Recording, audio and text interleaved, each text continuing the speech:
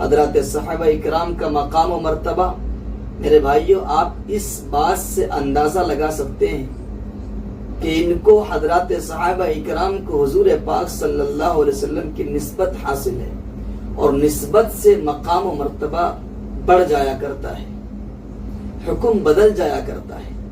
آپ جانتے ہیں کہ نسبت کیسی چیز ہے۔ آپ سے اگر کوئی سوال کرے کہ آپ کہاں مرنا چاہیں گے، کیا آپ لندن کی سڑکوں پر مرنا چاہیں گے، یا آپ پیرس کی سڑکوں پہ مرنا چاہیں گے، یا آپ ممبئی کی سڑکوں پہ مرنا چاہیں گے، تو آپ میں سے کوئی بھی یہ جواب نہیں دے گا کہ جی ہاں وہاں مرنا چاہتے ہیں۔ لیکن آپ سے اگر کوئی سوال کرے کہ کیا آپ مدینہ طیبہ میں مکہ المکرمہ میں مرنا چاہتے ہیں، تو آپ میں سے ہر انسان کی یہی خواہش ہوگی کہ میری موت مدینہ میں آئے، میری موت مکہ المکرمہ میں آئے۔ کیوں؟ کیونکہ اللہ تبارک و تعالی کی ذات سے بیت اللہ کو، مدینہ کو، مکہ المکرمہ کو ایک نسبت حاصل ہے، حضور پاک کی ذات سے ایک نسبت حاصل ہے، تو نسبت سے فضیلتیں بڑھ جایا کرتی ہیں، مقام و مرتبہ بڑھ جایا کرتا ہے۔ تو حضور پاک صلی اللہ علیہ وسلم کی نسبت حاصل ہے ان صحابہ اکرام کو، ان کی فضیلت کے لیے یہی بات کافی ہے۔ صحابہ کسے کہتے ہیں؟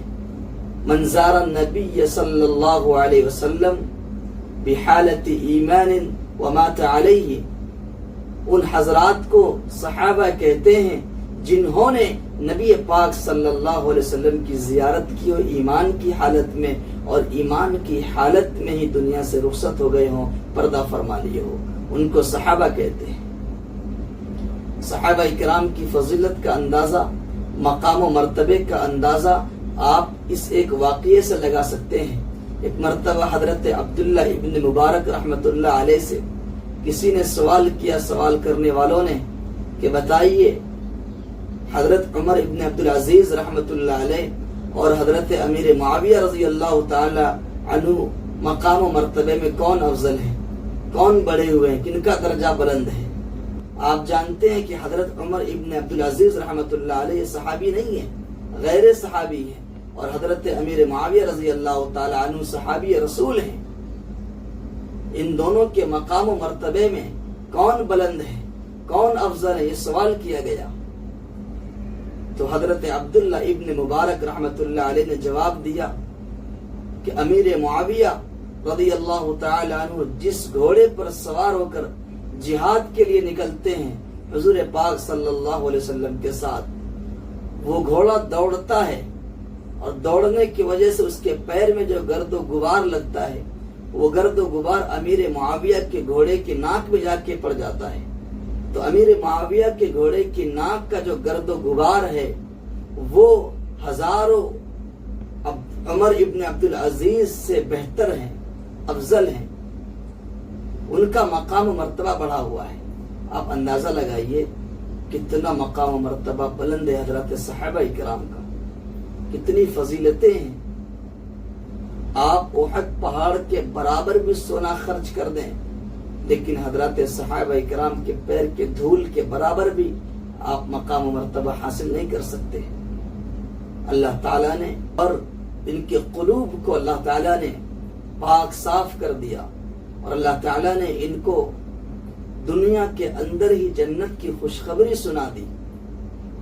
ہم جب جنت اور جہنم کا فیصلے ہو جائیں گے، جنتی جنت میں جائیں گے، جہنمی جہنم میں جائیں گے، جنتی جب جنت میں جائیں گے تو سوال کیا جائے گا کہ بتاؤ کیا خواہش، کیا تمنا ہے؟ جنتی کہیں گے کہ جو ہم چاہتے ہیں، جو خواہش کرتے ہیں وہ ہمیں فوراً مل جاتی ہے، فوراً ہمارے سامنے حاضر ہو جاتا، ہمیں کسی اور چیز کی تمنا نہیں ہے۔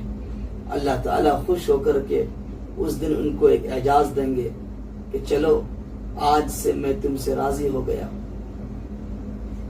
تو جنتی کو اللہ کی رضامندی جنت میں ملے گی، لیکن حضرات صحابہ اکرام رضوان اللہ تعالی علیہم اجمعین کی جماعت وہ جماعت ہے اللہ نے زندگی میں ہی، دنیا میں ہی ان کو اپنی رضا نصیب فرما دی، اور کہہ دیا رضی اللہ عنہم ورضوا عنہ، اللہ ان حضرات سے راضی ہیں، وہ اللہ سے راضی ہو گئے۔